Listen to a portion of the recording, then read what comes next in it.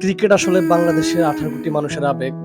আমরা সবাই ক্রিকেট প্রেমী। সেই জন্য আমাদের দেশ যখন খারাপ খেলে, আমরা তখন দেশের ক্রিকেটারদেরকে নিয়ে অনেক বাজে মন্তব্য করি, অনেক ট্রল করি। যতই ট্রল করি না কেন, ট্রল করার একটাই কারণ, আমাদের দেশ কেন হারবে? আমার দেশ কেন ছোট দলের সাথে হারবে? আমার দেশ কেন হেরে যাবে? আমাদের জিততে হবে। এইসব কারণে আমরা আমাদের ক্রিকেটারদের নিয়ে অনেক খারাপ মন্তব্য করি, অনেক ট্রল করি।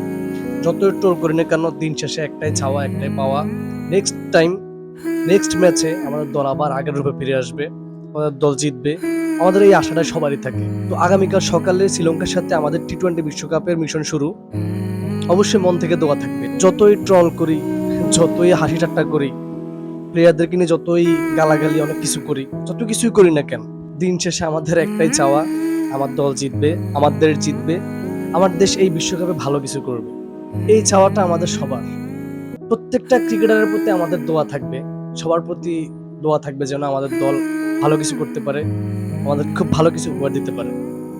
এটাই সবার চাওয়া এবং পাওনা। শুভকামনা টিম বাংলাদেশ।